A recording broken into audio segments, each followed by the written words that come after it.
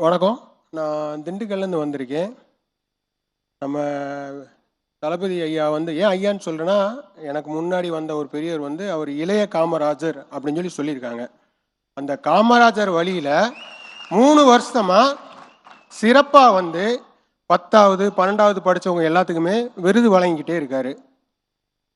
அதுவும் குறிப்பாக அந்த 10வது 12வது பிள்ளைகளுக்கு ஏன் அவங்க விருது வழங்கிட்டு இந்த போதை அந்த பாதை வேண்டான்னு ஏன் சொல்கிறாங்கன்னா, அந்த டீனேஜுங்கிற 2 கட்டம் வயசு. பெற்றோர்கள் பிள்ளைகள்கிட்ட சொன்னாங்கன்னா புரிஞ்சுக்க மாட்டாங்க. ஒரு ஆசிரியர் சொன்னாங்கன்னா பிள்ளைங்களை அதை ஏற்றுக்க மாட்டாங்க. நீ என்ன சொல்கிறது, என் ஃப்ரெண்ட் இருக்கான் அப்படின்னு போயிடுவாங்க.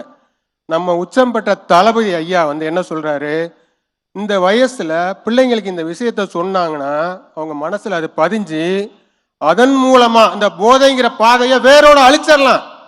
2026ல நிரந்தர முதல்வரா இந்த போதை நீட்டையும் நோட்டையும் ரோட்ல போட்டுட்டு நம்ம ஓட்ட தமிழக வெற்றி கழகத்துக்கு போட்டு 2026ல இருந்து நிரந்தரமான முதல்வராகவும் இளைய காமராஜர் ஐயாவா இல்லாம சரித்திர பதிவேட்டில் இடம்பெற மாதிரி ஆண்டுதோறும் எல்லா படித்த நல்ல மக்களுக்கும் நிறைய கல்வி உதவி செய்யணும்னு சொல்லி திண்டுக்கல் மக்கள் சார்பாகவும் காலையில் 7 மணியிலிருந்து இங்கே வேலை பார்த்த அத்துணை நண்பர்கள், அப்புறம் கழக உறுப்பினர்கள் ஐயா புசி ஐயா அவங்க, அப்புறம் ஆதவன் அண்ணே சாப்பிட்றப்ப கேட்டாங்க, எல்லாம் நல்லா சாப்பிட்டீங்களா என்ன ஏதுன்னு.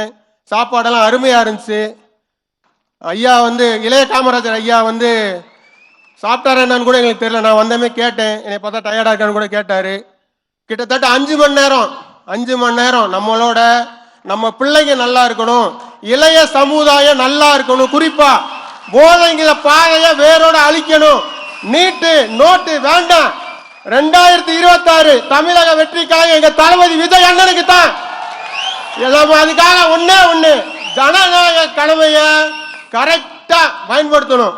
எதுக்கு நம்மளை போல 10ஆம் கிளாஸ் 12ஆம் கிளாஸ் பிள்ளைக்கு அவங்க சொல்றாங்க, அவங்க தான் நம்ம அம்மாட்டையும் பெரியவங்கட்டையும் எப்பா நல்லபடியா ஓட்டு போடுங்க, கரெக்டா நாளுக்கு ஓட்டு போடுங்க, நோட்டு வாங்காதீங்க, ஓட்டு கரெக்டா போடுங்க, அத சொல்றாங்க.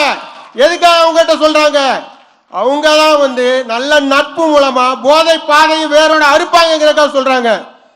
அதனால 2026ல இருந்து எங்க இளைய காமராஜர் ஐயா நிரந்தர முதல்வராக சொல்லி ஆண்டவனை பிரார்த்திக்கிறேன் நான்.